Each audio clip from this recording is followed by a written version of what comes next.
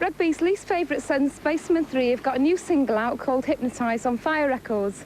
They've also recently finished an extensive European tour to help promote their last album, Playing with Fire.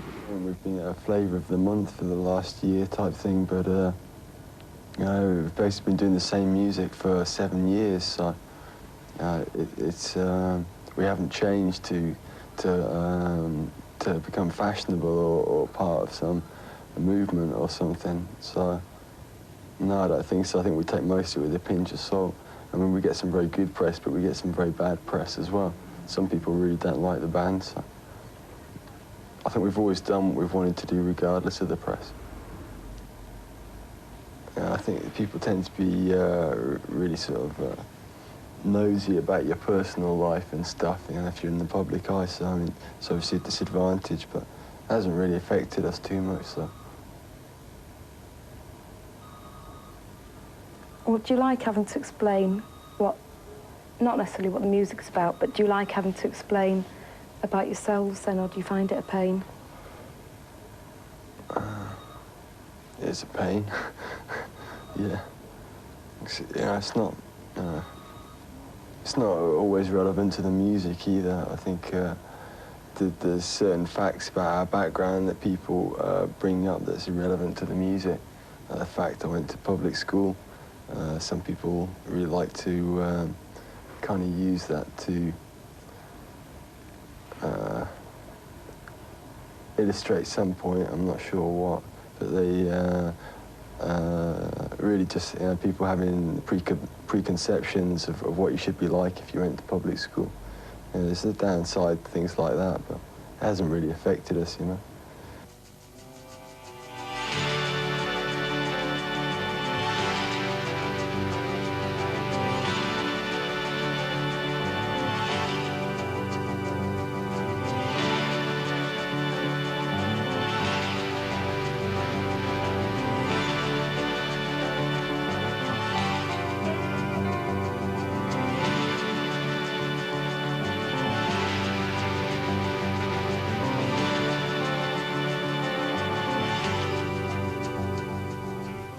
Well, me and Jace, we both met to form the band at art college.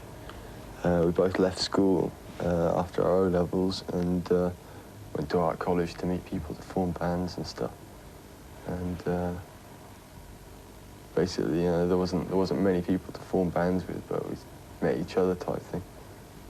Went from there. Is it right that you were doing a estate agency? Yeah, I worked as a estate agent for a year as well.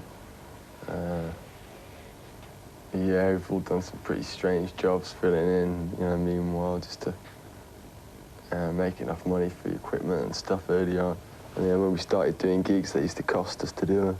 What's the worst that anybody's ever said about Spacemen 3 that you can remember? The Emily Hughes one. Someone played our first album at, they played it the first time at 45 and they said it sounded quite good. They said it had Emily Hughes doing the vocals.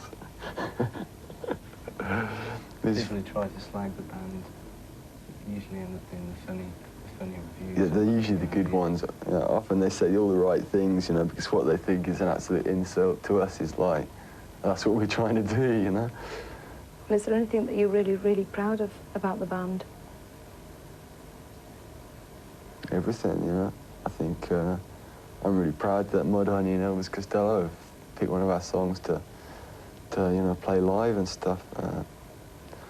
I'm just really, you know, I think we're doing the music we set out to do, and I think we do it really well. You know, I don't think we're bad at it. I think we do a really good job, so I'm well happy with it, you know. I think we've always produced ourselves, and you know, we've always concentrated on writing our own material, and you know, we obviously learned by our own mistakes, but it's really been worth it. We've really enjoyed it. You know? I think, you know, your question, would we change anything? I think if we had to, you know, if we had to give them the chance, I think we'd do it the same again. You know, we had a good time doing it.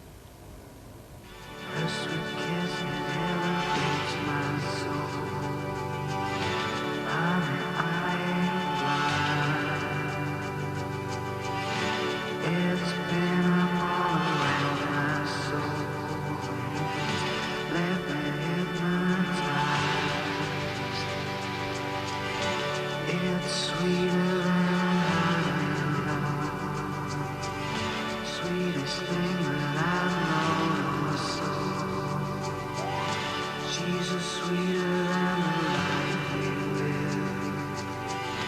Lord, hypnotize my soul. The drugs questions are always, you know, a bit iffy, you know, it's, a lot of people have got very strange preconceptions about people who take drugs.